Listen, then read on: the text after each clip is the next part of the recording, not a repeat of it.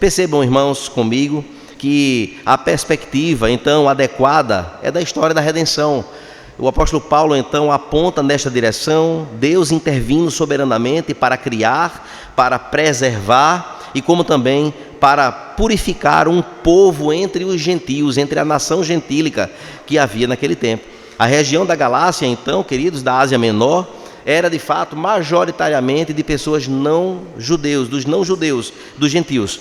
E o fato, então, de Deus enviar o evangelho para aquela região, para poder, então, plantar igrejas no meio daquele povo, daquelas cidades, daquelas nações, já é, queridos, algo encontrado em Atos dos Apóstolos, capítulos 13 e 14, e isto já é, por Deus, um grande benefício, já é uma grande demonstração de um grande feito de Deus, em colocar nesta região igrejas. E, meus irmãos, tanto Paulo como Barnabé, eles foram para a Galácia do Sul, exatamente nas cidades de Antioquia, Icônio, Listra e Derbe. Foram as 4 cidades alcançadas por esta carta, que estavam vivendo seus dilemas. Observe, irmãos, que os grandes feitos de Deus proporcionou para aquela região tanto a abertura de portas para a pregação, como também, meus irmãos, concedeu fé àquele povo, fé aos gentios e também formando então igrejas nativas, igrejas que não foram formadas por crentes de outras regiões, mas das próprias regiões onde o evangelho estava sendo ali pregado. Observe, irmãos, que isto trata-se do cumprimento das promessas que Deus fez a Abraão. Em ti serão benditas todas as nações. Gálatas capítulo 3, verso 8, que será a perícope de domingo próximo. Aliás, do outro domingo, porque domingo nós teremos uma noite especial aqui, eu vou falar para os irmãos logo no final. Nós iremos então tratar justamente dessa figura, a figura de Abraão, no contexto então da confirmação da fé que ali foi derramado nessas 4 cidades, alvos da carta do apóstolo Paulo. Meus irmãos, Deus, ele não apenas anunciou o evangelho, mas ele também confirmou o evangelho. Percebam que o verso 5 que nós lemos, há uma última pergunta desta perícope, em que ele diz: aquele que vos concede o Espírito e opera milagres entre vós. Esta expressão, meus irmãos, que o apóstolo Paulo escreve em sua carta, nada mais é do que a confirmação da concessão do Espírito Santo, em conceder a presença dele no meio daquelas igrejas que ouviram o evangelho de Jesus e estavam se desviando para um outro evangelho na ausência do apóstolo Paulo. É bem verdade. Mas também, queridos, esta frase do versículo 5 que nós lemos, fala justamente também sobre a operação de sinais e maravilhas que haviam naquela igreja. Como também, meus irmãos, a evidência clara da presença divina em confirmar, encorajar e visitar corações, transformando famílias, transformando realidades perdidas, resgate de vidas, e tudo isso, queridos, aconteceu naquelas igrejas. Então, parece que o apóstolo Paulo está querendo trazer a ideia de um esquecimento dos grandes feitos de Deus, para que eles pudessem então agora estarem se esquecendo de tudo aquilo que foi pregado. Irmãos, os grandes feitos de Deus, queridos, entre os Gálatas, incluíam também essa manifestação do poder do Espírito, autenticando então o evangelho da graça, a ação de Deus de forma soberana e clara. Um dos temas, irmãos, centrais da carta aos Gálatas é a liberdade cristã que o próprio Deus operou na vida deles, liberando eles de todas as observâncias às questões da lei mosaica, para viverem agora livres na graça, livres agora pelo poder do evangelho. Eles agora poderiam usufruir de não precisar mais de obedecer calendários, de obedecer agora dietas que eram proibidas pelos judeus. Não, no evangelho de Cristo agora, eles tiveram agora liberdade de adorar a Deus livremente, porque em Cristo tudo foi cumprido, e agora, pela graça, eles poderiam livremente adorar o Senhor e serem incluídos como povo de Deus. Grandes feitos de Deus na vida daquele povo. Observe, meus irmãos, Deus os libertou então dessa idolatria pagã. Deus o libertou-os também da tentativa dessa justificação pela lei, e agora são justificados pela graça do Senhor Jesus. Introduziu-os, irmãos, na filiação adotiva de Deus, porque Deus enviou aos nossos corações o Espírito de seu Filho, conforme está no versículo 6 da próxima perícope. E aqui, meus irmãos, a justificação pela fé, sem obras da lei. De fato, queridos, a salvação agora foi pelo sacrifício de Cristo, foi por um ato soberano de amor que foi espargido ali na cruz, derramando o sangue do seu Filho. Foi por este motivo, pelo amor incondicional de Deus, que Ele agora salvou aquele povo. E aquele povo agora estava querendo voltar para acrescentar coisas, adicionar práticas, para serem merecedores de tão grande salvação. Não, a salvação não é mérito humano, a salvação é pelos méritos de Cristo. E aqueles irmãos, eles tinham ouvido esta mensagem, ouvido esse evangelho, essa mensagem meritória de apenas uma pessoa, o Senhor Jesus Cristo. Quando falsos mestres, irmãos, então começaram a distorcer o evangelho, Deus então enviou, queridos, o apóstolo Paulo por meio desta carta apostólica, esta carta forte, uma carta pesada, uma carta direta, uma carta sem meias palavras, em que o apóstolo Paulo agora não estava disposto a ver todo o trabalho que foi feito para plantio de 4 igrejas se perderem e agora virarem nada, ou então virarem uma seita judaica. Não, ele se interessa pelo retorno da igreja aos caminhos do Senhor. Ele interessa agora para que o evangelho puro e simples, antes pregado por ele, voltasse à mesa, voltasse ao púlpito, e que aqueles falsos mestres pudessem ser retirados do meio deles, para que eles pudessem viver livremente na graça do Senhor. Deus, meus irmãos, não apenas iniciou uma obra, mas Ele preservou aquelas igrejas por meio de sua ação poderosa, desta proteção, desse legalismo que estava sendo implantado lá, de que coisas deveriam ser feitas para que as pessoas fossem salvas. Não, meus irmãos, outro grande feito, queridos, que nós encontramos nesta carta, foi a transformação ética daqueles crentes. Percebam, meus irmãos, em Gálatas capítulo 5, versos 22 e 23, nós vamos chegar lá nesta perícope, que nós estamos ainda no capítulo 3, mas ainda iremos chegar lá no capítulo 5, se Deus permitir, e lá nós vamos ver, meus irmãos, os frutos do Espírito, que indica perfeitamente, meus irmãos, aqueles que estão em Cristo, sendo novas criaturas, sendo um novo padrão, uma mudança de natureza, uma nova inclinação moral, vida moldada pelo Espírito Santo, não pela carne. E lá estão colocados e assentados, irmãos, todos os frutos do Espírito, em que não somente os crentes da Galácia, mas todos os crentes de todas as épocas devem então lutar, pedir a Deus capacitação, devem se lançar então em busca de um viver que agrade a Deus, em resposta aos grandes feitos de Deus na vida daquele povo e nas nossas vidas também. Meus irmãos, Deus apenas não doou, queridos, aos Gálatas conhecimento, mas Ele também os santificou progressivamente, como tem feito nas nossas vidas. Percebam, irmãos, comigo também, que historicamente, meus irmãos, a crise das igrejas da Galácia, ela foi decisiva, então, para toda a igreja cristã em sua época. Observe também, queridos, eu pude observar que a controvérsia tratada nos Gálatas está ligada em um debate que culmina no concílio narrado em Atos dos Apóstolos, capítulo 15, que tanto nós temos falado. E o que aconteceu aqui na defesa do apóstolo Paulo foi a problemática do concílio de Atos capítulo 15, em que houve uma grande discussão entre os próprios apóstolos, de que os gentios precisavam ser circuncidados para que fossem incluídos na cristandade. E uns queriam que fossem circuncidados, outros diziam que não precisavam. Isso foi falado hoje pela manhã aqui na escola bíblica dominical. E acabou, queridos, que foram todos, se juntaram e foram para Jerusalém, para os pés daquele que seria o líder maior deles, que era Tiago, irmão de Jesus Cristo. E quando chegou lá, qual é o problema que está acontecendo?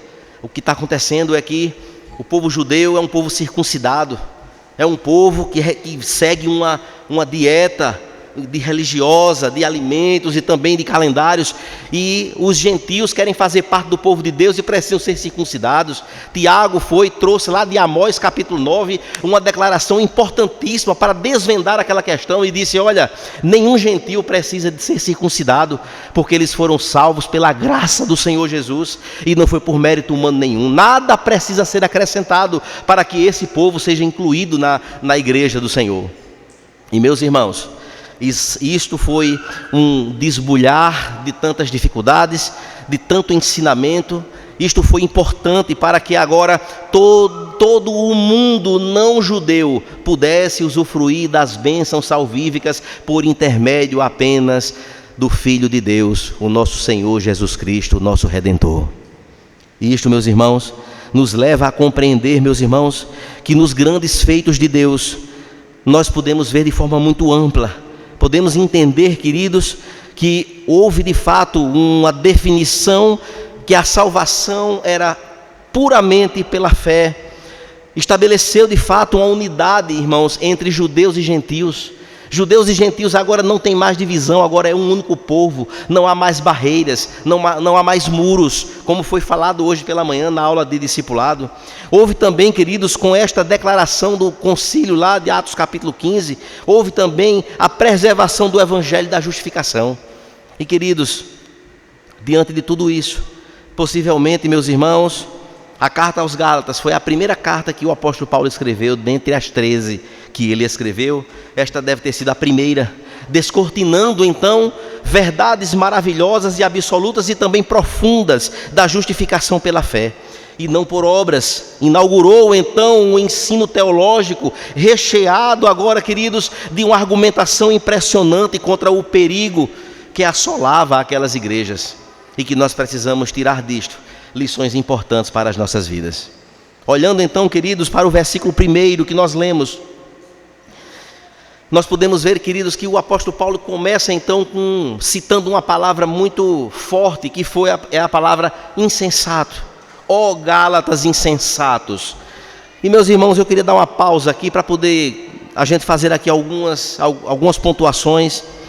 Queridos, a palavra insensatos, irmãos, ela foi encontrada também em outras passagens bíblicas, que o próprio Jesus, em uma delas, também citou a mesma palavra, insensatos. Os irmãos devem estar lembrados que o Senhor Jesus, quando ele então foi ressuscitado, ele apareceu para 2 discípulos que estavam desanimados, que eles estavam indo de Jerusalém para a aldeia de Emaús. Naquela viagem fria e triste, havia um diálogo entre aqueles irmãos, Cleopas e seu companheiro, de que tudo aquilo que eles haviam crido, haviam se perdido, porque cadê, já é o 3º dia, e o Jesus, o Cristo, o crucificado, que ressuscitaria, até agora não ressuscitou.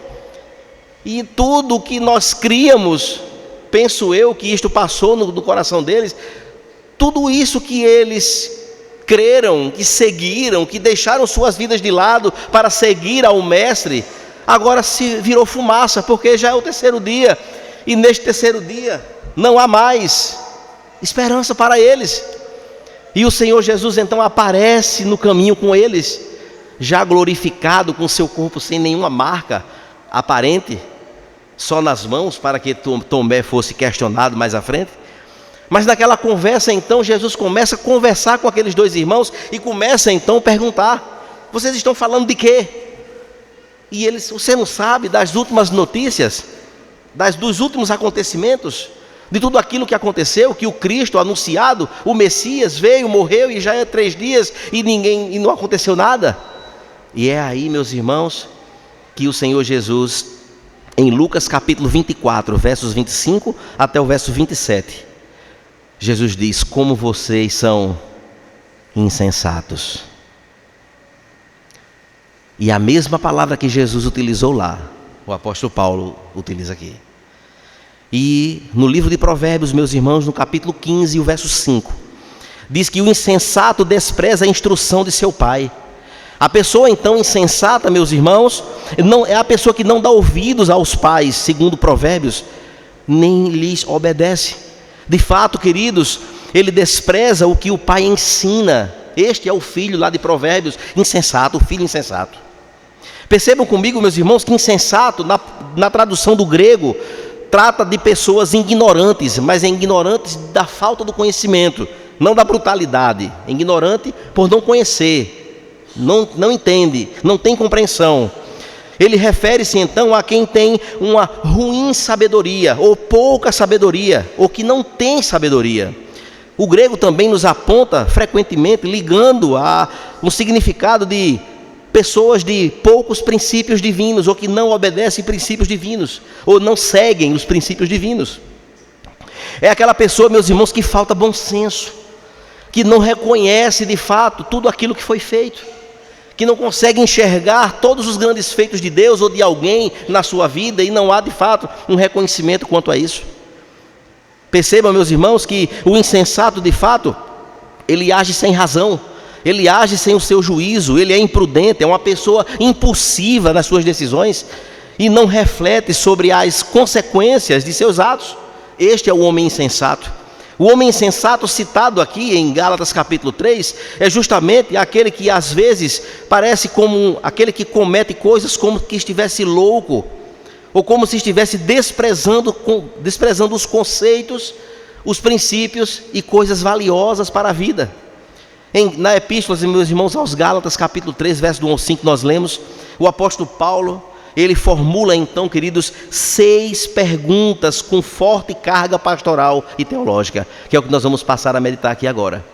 E olhando para esta palavra de insensatez, meus irmãos, diante da insensatez daqueles homens, 6 perguntas surgiram nesta perícope para que essas perguntas pudessem ser respondidas. E meus amados irmãos, antes de entrar nas 6 perguntas, precisamos, irmãos, olhar para nós mesmos, fazer nossas autoavaliações, se nós não temos sido insensatos. Será que nós não poderíamos aqui perceber os grandes feitos de Deus nas nossas vidas? Será que nós não seríamos capazes de poder saber e perceber o quanto Deus tem sido paciente com cada um de nós? Você que está aqui hoje afastado do Evangelho, esfrio na fé, vivendo dissolutamente, quem sabe, com muitas dúvidas na sua cabeça por conta de tantas coisas que tem ouvido, mas são coisas que não estão na Bíblia.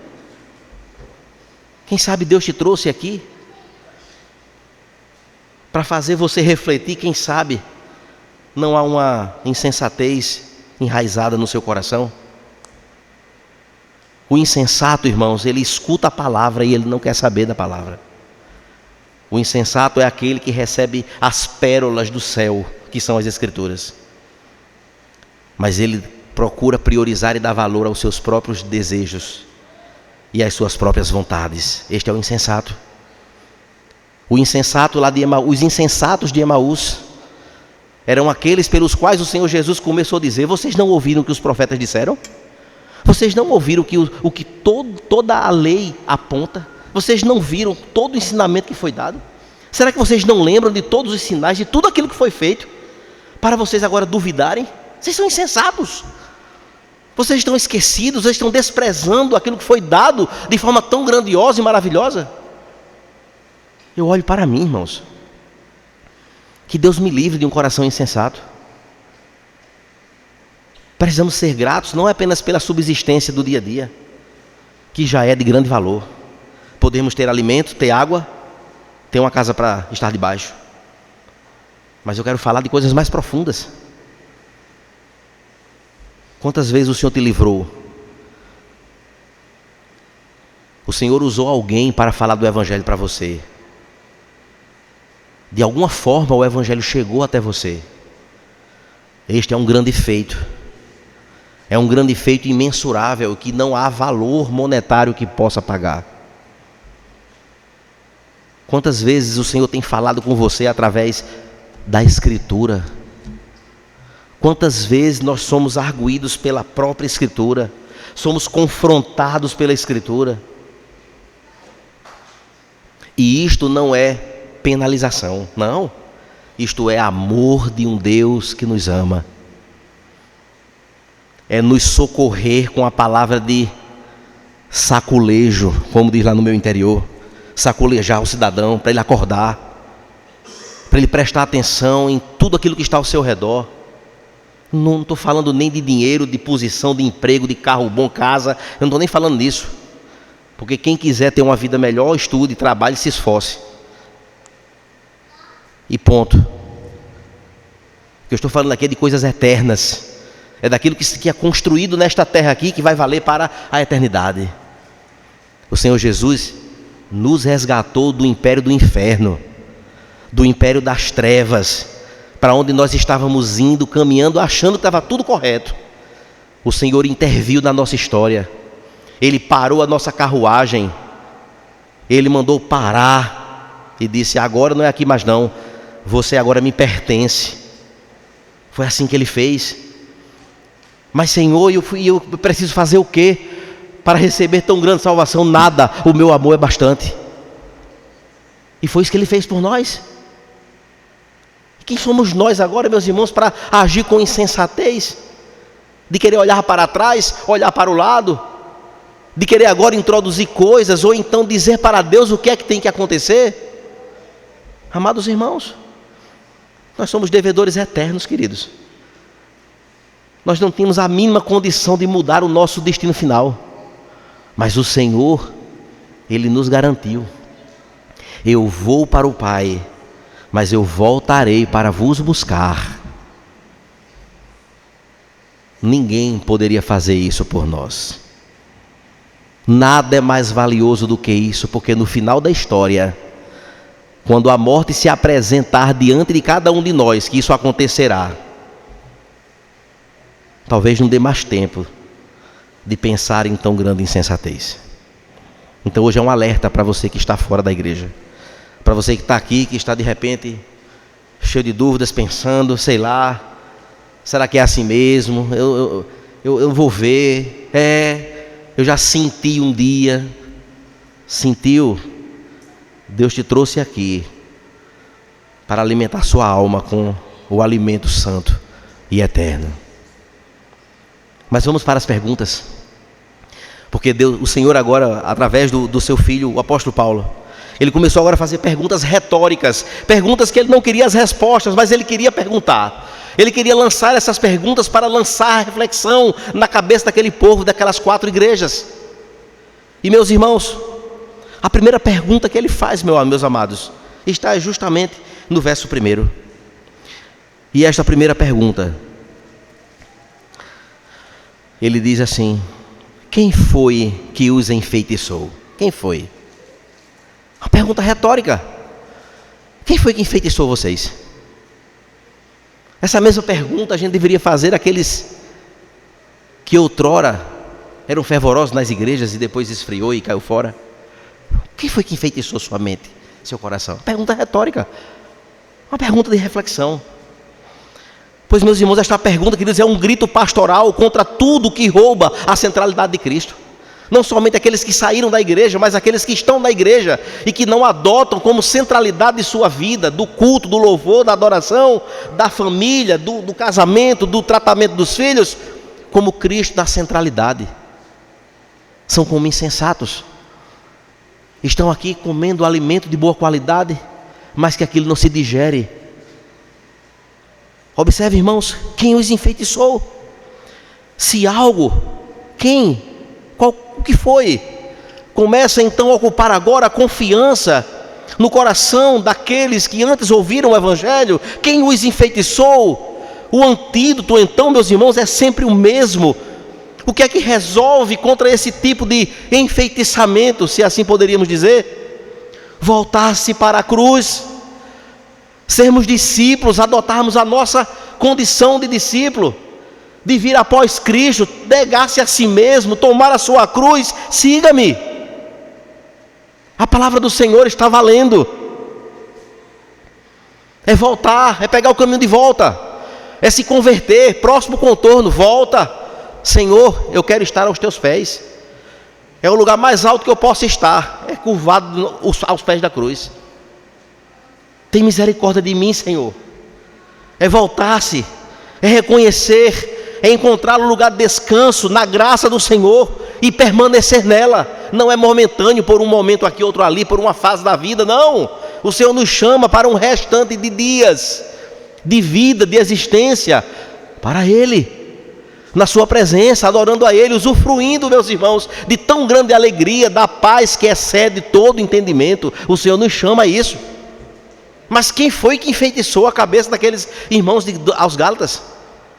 É a pergunta que ele faz, a pergunta retórica. E queridos amados, observe, amados, que falta discernimento naqueles irmãos, faltou discernimento de parar para pensar: peraí, o que é que nós estamos fazendo? Já recebemos o Evangelho da salvação, E que coisa é essa de agora voltar aos rudimentos do judaísmo? Está errado, alguém tem que alertar o povo e dizer: está errado, vamos parar. Está errado, não condiz com o servo do Senhor. Percebam, meus irmãos, a palavra então aponta para essa cegueira espiritual do insensato, para alguém que tem a verdade diante dos seus olhos e ainda assim age contra aquilo que está diante dos seus olhos. Meus irmãos, a sedução do legalismo é uma coisa terrível. A expressão é forte, concordo, porque chamar o outro de insensato não é uma coisa muito boa. Aqui é muito educado, uma palavra fina, né, que parece uma coisa tranquila, mas quando nós vamos ver a tradução, misericórdia, chamar o outro de insensato. Mas, queridos, Paulo descreve, meus irmãos, o desvio como se fosse um feitiço, como se fosse uma feitiçaria enganosa. Ele utiliza esta entonação na sua argumentação. O legalismo não chega, meus irmãos, com rebeldia aberta. Ela chega de mansinho, com um aparente zelo. Porque os mestres dizem assim: olha, vocês receberam o evangelho do apóstolo Paulo, mas olha, tenha calma, viu? Vocês precisam ser circuncidados, senão não vai valer. E então vamos se circuncidar. Aí já está errado. São aquelas propostas de mansinho que chega, e no fim das contas é para levar para longe da cruz de Cristo. Meus irmãos, o que o apóstolo Paulo fala, queridos, nesta pergunta é o tom de um pai espiritual. Há nele indignação, mas há também nele amor, preocupação, zelo. O pastor fiel e forte, meus irmãos, como o apóstolo Paulo, quando vê o seu rebanho trocar a liberdade por escravidão religiosa, ele vira uma fera, porque ele não aceita que um outro evangelho adentre na igreja, no meio do povo, senão o evangelho puro e simples. Com isto, amados, o chamado à desobediência espiritual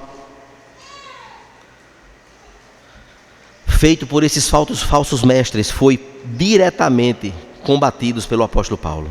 A pergunta de Paulo, irmãos, não é apenas uma repreensão, mas é um despertamento.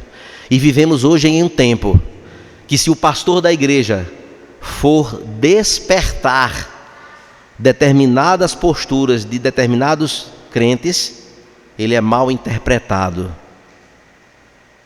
ele é mal visto, ele é indesejado. Quão dureza, quão insensatos corações que assim se comportam. Porque, meus irmãos, não existe outro método de Deus nos despertar que não seja pela sua palavra. E Ele pode usar sim, tanto um irmão da igreja como o pastor da igreja, para dizer: olha, está errado, meu irmão, eu preciso dizer isso a você, eu preciso lhe orientar que esta caminhada que você está seguindo está errada, e você precisa voltar-se para o Senhor. Isto é zelo de Deus, se colocando na centralidade, nos trazendo para a sua presença. Mas a pergunta 2 do apóstolo Paulo, observe, meus irmãos, não foi diante dos olhos de vocês, ainda no verso 1, não foi diante dos olhos de vocês que Jesus Cristo foi exposto como crucificado? Olha a segunda pergunta do apóstolo Paulo. Ou seja, a figura de Cristo ali crucificado naquela cruz, vocês não viram eu pregar sobre isso? Que foi por conta da sua crucificação que nós tivemos graciosamente a salvação? Isso não foi mostrado para vocês? Paulo, então, meus irmãos, ele pregou na Galácia e fez tamanha e eficácia a argumentação quanto a esta verdade absoluta. É bem verdade, meus irmãos, que aquele povo não tinha visto a crucificação de Jesus. Não havia tempo para isso, já havia uma diferença de muitos anos. Mas eles sabiam da verdade, sabiam de todo o passo a passo da história de Cristo, que veio como um menino, que cresceu, que inaugurou o seu reino e que ia para o Pai, que venceu a morte, ressuscitou dentre os mortos, esteve com os apóstolos durante 40 dias e foi assunto aos céus à vista de aproximadamente 500 pessoas, prometendo enviar o Espírito Santo, que assim veio, para depois voltar para buscar a sua igreja. O povo sabia deste evangelho pregado. O apóstolo Paulo, meus irmãos, ele pregou isso para eles. Paulo então começa com muita veemência, querendo, meus irmãos, saber como eles foram enganados a acreditar em falsos ensinamentos. Ora, Jesus Cristo, ele foi publicamente retratado, meus irmãos, como crucificado diante dos olhos de todos eles. Eles estavam na igreja de Jesus, sabendo de toda a história do evangelho que foi ali explicada pelo apóstolo Paulo. Obviamente, meus irmãos, que Paulo não está aqui dizendo que essas pessoas, elas viram de fato a Jesus já na cruz, como já foi dito, mas Paulo, ele está dizendo o significado que aquilo tem para a igreja. Ele foi, meus irmãos, vividamente comunicado, o evangelho de Jesus. Quando o evangelho então lhes foi anunciado, eles não entenderam o significado da crucificação de Cristo. Eram de fato insensatos, pois eles professaram a fé em Jesus e agora estavam dando ouvidos a um outro ensinamento. Paulo, querido, está dizendo que o significado da cruz é algo importante, que eles deveriam entender, queridos, a verdade do evangelho, ou seja, a mensagem da redenção, a mensagem da cruz. Não deveriam dar ouvido aos ensinamentos daqueles falsos irmãos. Eles deviam de fato se afastar daquele povo que estava querendo tumultuar o ensino da igreja. Mas eles acabaram, irmãos, cedendo. Eles viram Jesus, irmãos, quando a mensagem da cruz foi proclamada, e agora estão sendo enganados e negligencialmente levados a uma outra mensagem.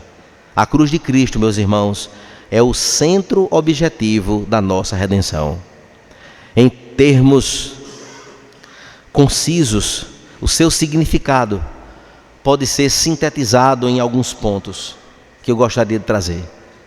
Lembrem-se, a cruz de Cristo, ela foi e é a expiação substitutiva penal das nossas vidas. A ira de Deus estaria sobre nós, mas foi despejada na pessoa de Cristo. Ele assumiu o nosso lugar. Na cruz, meus irmãos, Cristo tomou o nosso lugar, não como um símbolo apenas, mas como substituto real. A maldição, então, que era sobre as nossas vidas, agora está sobre Ele. Gálatas capítulo 3, verso 13. Perícopes mais adiante nós vamos encontrar essa passagem. A sentença, então, meus irmãos, que nos condenava, foi executada, mas executada sobre o Filho. Ele sacrificou o Filho. O justo sofreu pelo injusto. Eu e você deveríamos estar lá na cruz, mortos lá, mas Ele assumiu o nosso lugar. Primeiro ponto. A segunda coisa, meus irmãos, que o apóstolo Paulo fez ao pregar Cristo e esse crucificado, foi a propiciação da ira divina. Pois a cruz revela que Deus é amor, mas é um amor santo.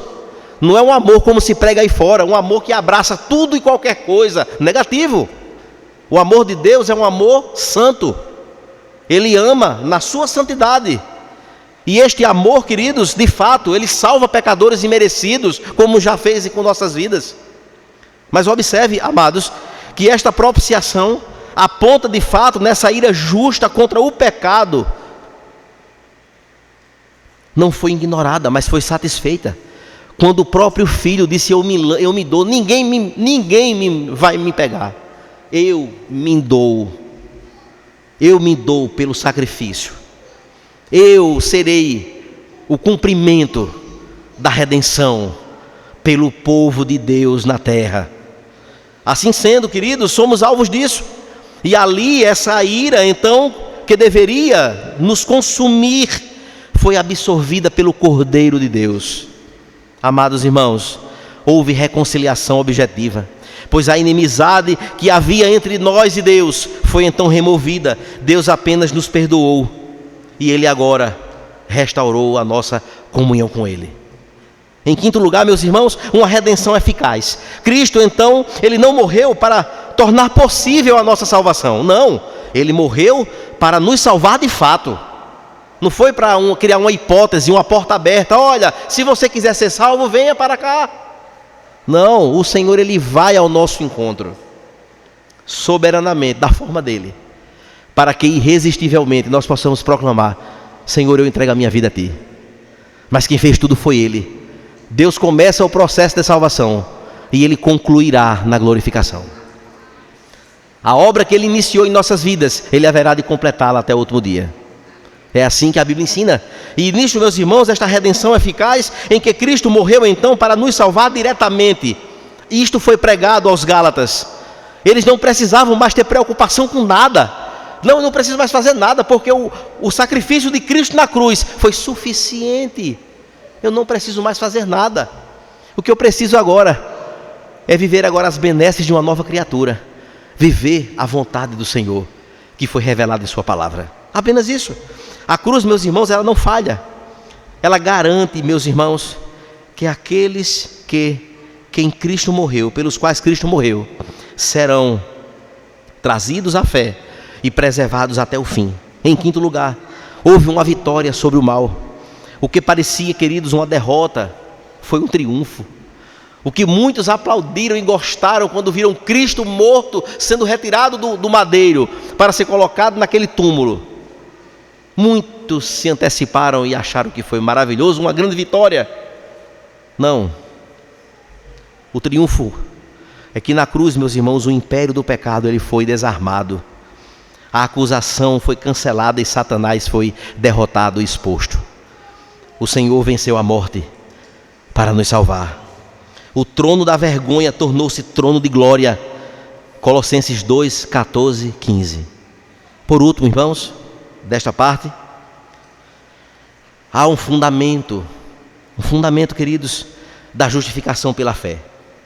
E nisto, a nossa paz, a paz com Deus, não repousa, meus irmãos, em lágrimas, em promessas ou desempenho espiritual, mas repousa no sangue derramado na cruz, que foi o ato que o Senhor Jesus fez para que pudéssemos ter e receber a salvação eterna.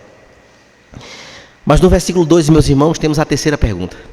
Quando o apóstolo Paulo pergunta: quero apenas saber isso, vocês receberam o Espírito pelas obras da lei ou pela pregação da fé?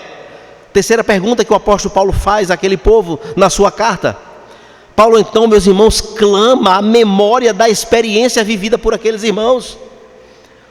O Espírito, queridos, veio quando eles creram, não quando eles cumpriram ritos específicos. Não. A salvação nas nossas vidas veio, não foi porque eu vou me ajeitar, vou deixar de beber, eu vou deixar de acontecer, carnaval nunca mais, eu vou agora seguir a lei dos crentes, e eu vou fazer o quê? Eu tenho que ir na igreja, eu vou lá, eu vou cumprir tudo direitinho para poder ser merecedor de alguma coisa. Não é assim que funciona. Não é assim. Não foi por esforço, irmãos. Foi por fé. Não foi por mérito. Foi por graça. Foi por fé. O pastor Paulo, não é outro Paulo, não, é o Paulo, o apóstolo Paulo. Porque aqui ele está sendo pastor dessas igrejas. O pastor Paulo, o apóstolo Paulo, os conduziu, meus irmãos, a recordar os momentos em que os corações deles foram iluminados, onde eles puderam enxergar a beleza do Evangelho. Meu Deus, as boas novas de salvação. Meu Deus, nunca nós poderíamos, somos gentios, nunca nós poderíamos ser salvos, porque nós não temos a mínima condição de fazer aquilo que os judeus faziam. E agora que chega uma mensagem redentora, que disse: vocês não precisam fazer nada, a dívida foi paga. Jesus pagou por vocês, não há mais nada a fazer, vocês pertencem a Ele, vocês agora é nação santa, povo de propriedade do Senhor. Vocês são a menina dos olhos do Senhor. E tudo isso está na palavra, irmãos. Mas isso não nos dá o direito de exaltar-se em nada. Porque em tudo isso, o mérito todo é dele. Foi ele que amou, foi ele que pagou, foi ele que resgatou, foi ele que redimiu, foi ele que nos trouxe para perto de si. Querendo-nos ou não, ele tem seus métodos para dizer: aquele me pertence, vai buscar. E ele traz com seus braços de amor, irresistivelmente poderosos. E queridos, o apóstolo Paulo então, ele fala exatamente, queridos, que não foi a lei que fez isso, mas foi a graça, foi Cristo recebido nos corações daqueles irmãos da Galácia em fé, que os colocou nesta condição. Esqueceram disso? O apóstolo Paulo faz uma quarta pergunta no verso 3. Sois assim insensatos? Mais uma vez ele argue desta forma. Sois assim insensatos que, tendo começado no Espírito, agora querem aperfeiçoar-se na carne? Amados irmãos, os gálatas queriam agora complementar a obra que foi iniciada, dar uma forcinha para Deus, para poder ajudar na carne, não no Espírito. Queridos, aqui a pergunta expõe a incoerência espiritual daquele povo. Um povo que estava dormente em tudo que estava acontecendo, apáticos, omissos. Começaram então, queridos, dependendo totalmente da graça soberana de Deus, e agora querendo progredir, conciliando a sua própria força, o seu próprio dote, aquilo que eles queriam e poderiam fazer e realizar. Negativo, meus irmãos. A igreja do Senhor, ela precisa entender que ela é dependente em tudo das mãos do Senhor. Porque se Deus não edificar a casa, em vão trabalham os que a edificam. Nas nossas vidas da mesma forma, meus irmãos. Na nossa fé da mesma forma, meus irmãos. E o apóstolo Paulo então, cheio de sua ira santa, ele então faz estas perguntas para poder então trazer à consciência deles reflexões. E como trata, queridos, daquilo que eles queriam então fazer na carne, que somente o Espírito poderia realizar. Nós não podemos, meus irmãos, fazer o serviço do Espírito Santo, de irmos para um projeto missionário, pregar o Evangelho e acharmos que somos responsáveis por cada um que for ter que converter 2 pessoas. Misericórdia, se a minha salvação dependesse disso, eu estaria perdido. Porque só quem salva é Deus. Só quem salva é o Espírito Santo de Deus. Só quem salva é a sua graça maravilhosa e não as minhas próprias forças. Ou perguntinha descabida, quando chega em dezembro, tem gente que diz assim: você ganhou quantas almas para Jesus este ano? Se eu não ganhei nenhuma, que eu não sei, talvez eu tenha ganho aqui, pregando, alguém foi alcançado pela minha voz, que levou a palavra, o conteúdo é esse aqui, não é o meu. Porque, meus irmãos, a salvação do início ao fim, do começo ao término, da largada à chegada, é Ele. Tudo é Ele, tudo é o Senhor. E eu preciso ter clareza quanto a isso. A salvação começa pela graça. Há monergismo nisso. É uma ação soberana do próprio Deus, dele, monergismo. A salvação, meus irmãos, depende unicamente de sua graça, não da autossuficiência moral de uma igreja, ou de um povo, ou de um pastor, ou de um líder, ou de alguém que evangelize. Tornar-se, irmãos, perfeitos na carne é substituir a dependência do Espírito por esforço legalista. Tudo é o Senhor. O apóstolo Paulo então vai para a quinta pergunta no versículo 4. Quando ele diz então: será que vocês sofreram tantas coisas em vão? E ele agora faz um resgate.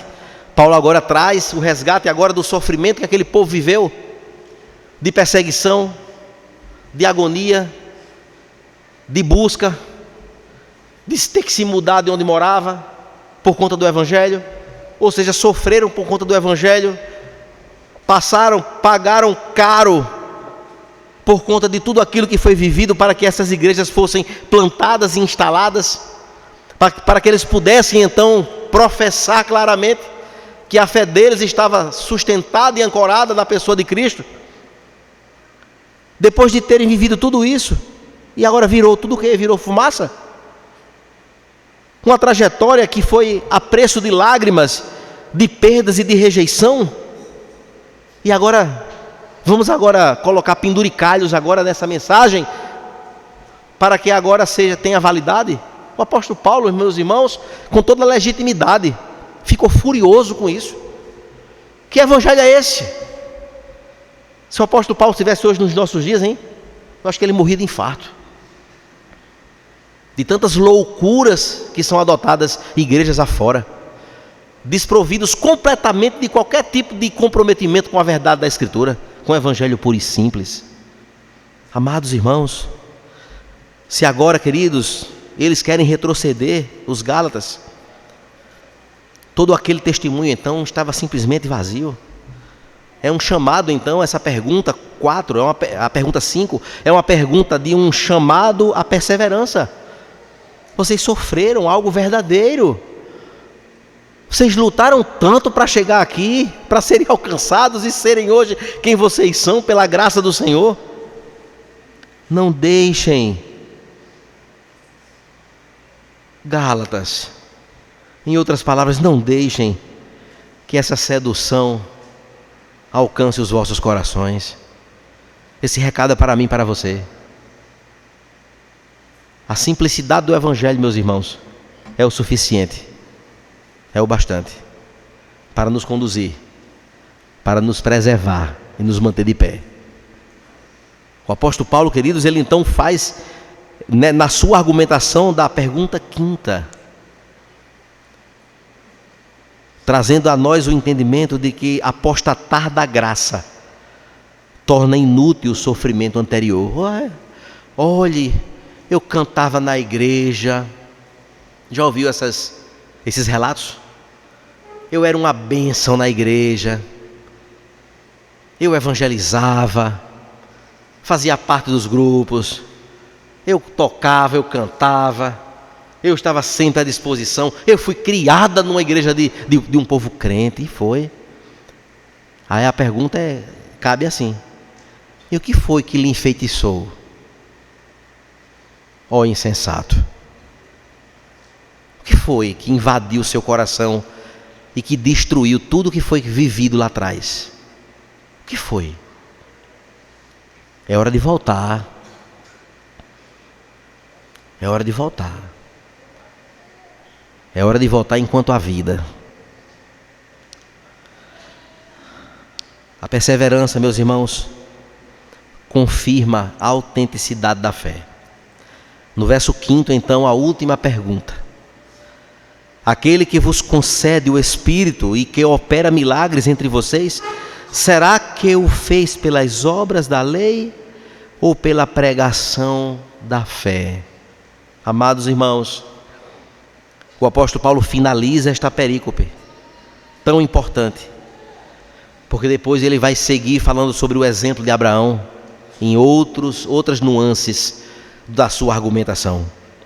Mas por fim, Paulo então aponta, queridos, para o agir presente de Deus, o agir verdadeiro, aquele que interviu. Porque, meus irmãos, a lei, ela foi dada com finalidade e com data de vencimento. Porque a lei foi dada para apontar como uma luz que reflete para um acontecimento, a vinda de Cristo. Quando nele tudo se convergiu, tudo foi completado. A lei foi dada até Cristo, em Cristo se cumpriu a lei. Agora, esta graça que é presente desde o jardim do Éden, agora ela está completa na pessoa de Cristo, onde agora não cabe mais nada de rudimentos da lei, dessa lei cerimonial. E, queridos amados, com todas as nossas forças, nós não tínhamos a capacidade de cumpri-la perfeitamente. Muito pesada. E os legalistas da época, lá da Galácia, começou agora a fazer o trabalho da hipocrisia. colocando cargas em cima do povo que nem eles mesmos poderiam cumprir. Meus irmãos, a pergunta de Paulo neste ponto é uma pergunta que reafirma: Deus não muda, meu filho, o princípio da sua obra. Não. Ele começou pela graça, continua pela graça, completará pela sua graça, e a igreja vive e respira pela fé no Cristo crucificado. Ponto. Não é pelas obras da lei, não é pelas caridades, não é pelas ações sociais. Não. Isso pode até acontecer, mas não é isso que vai acrescentar ou diminuir nada na nossa salvação. Cada pergunta, queridos, que o apóstolo Paulo fez aqui, cada uma dessas 6 perguntas, irmãos, que aqui foi feita, cada pergunta, queridos, é um chamado a um despertar espiritual àquele povo. Paulo não quer apenas, queridos, vencer um debate, não é isso. Não é. Quem vai combater o debate do Evangelho de Jesus Cristo? Com acréscimos. Um debate perdido. Mas ele quer, queridos, ver os corações daquele povo saltantes, alegres, vívidos, na dependência do Senhor Jesus. Era o que ele queria. E o caminho de volta, meus irmãos, sempre é o mesmo: olhar novamente para Cristo. Escute o que estamos dizendo aqui. O caminho de volta é esse. O caminho de volta continua sendo o mesmo: olhar novamente para Cristo, sendo Ele aquilo que é suficiente para as nossas vidas, em todas as áreas da nossa vida.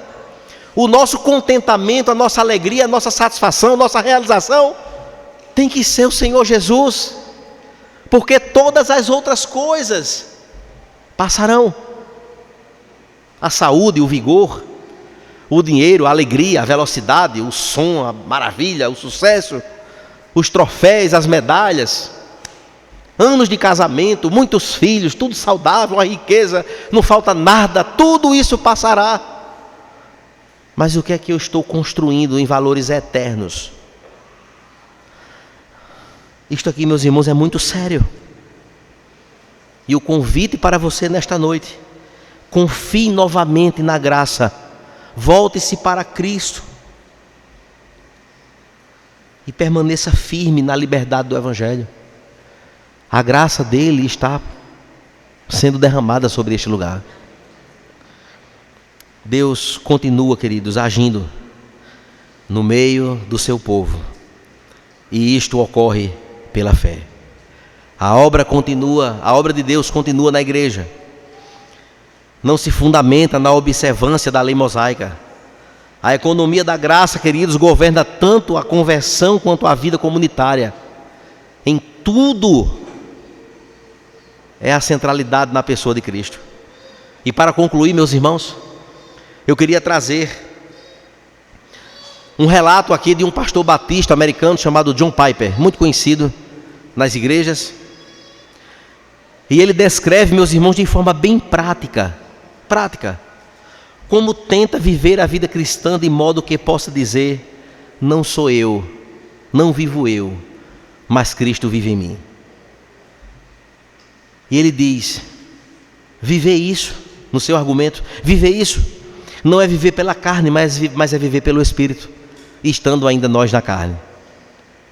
Ele usa então um acrônimo que em letras, em linguajares, em expressões inglesas, eu não trouxe aqui, mas ele começa o dia a dia dele,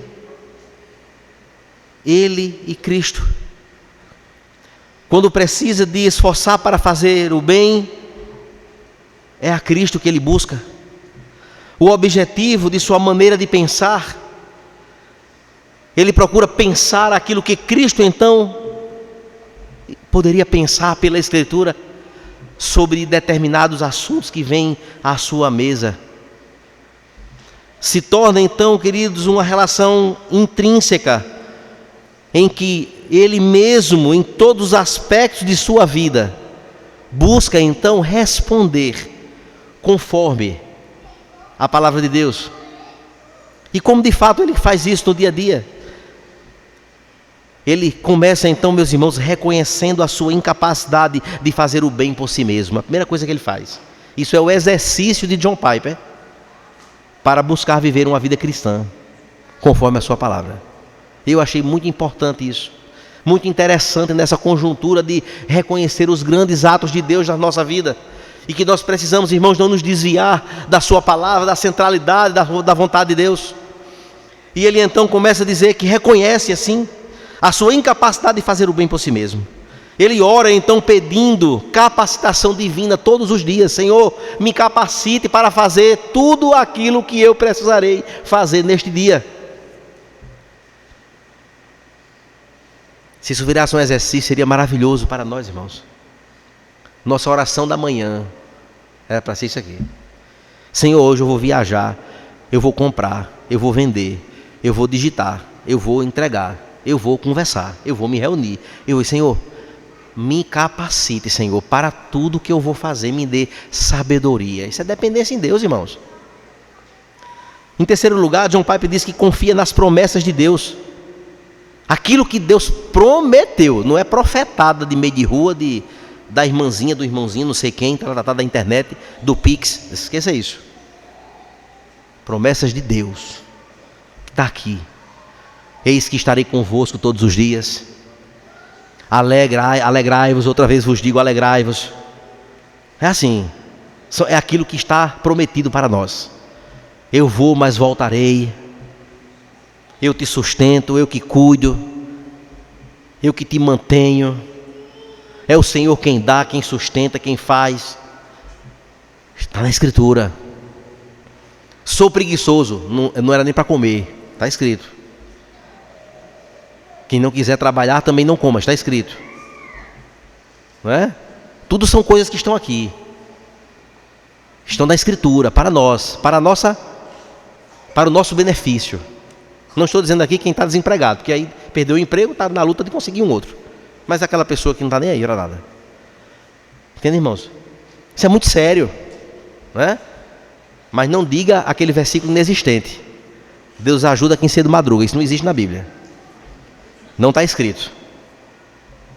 Mas diz que bem-aventurado o homem que teme ao Senhor e anda nos seus caminhos, não é? Então ele começa então, queridos, confiando nas promessas do Senhor nosso Deus para obter ajuda, força e orientação. Em quarto lugar, ele age então em obediência à palavra de Deus, procura fazer isso como exercício de vida.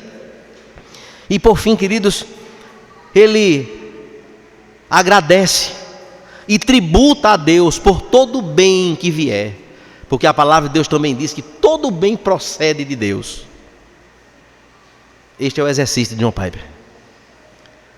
Um homem que tem isto em mente, que vive com isso aqui, na sua mente, dificilmente ele vai dar abertura para um outro evangelho, para uma outra mensagem, para um outro Cristo, para acréscimos a esta graça que já foi recebida. Muitas pessoas hoje, meus irmãos, em dia, foram enfeitiçadas e estão sendo ainda enganadas, achando que o seu pecado está tudo bem. Engano. Porque a Escritura, ela nos aponta na direção daquilo que o Senhor nosso Deus quer para as nossas vidas. Ponto final.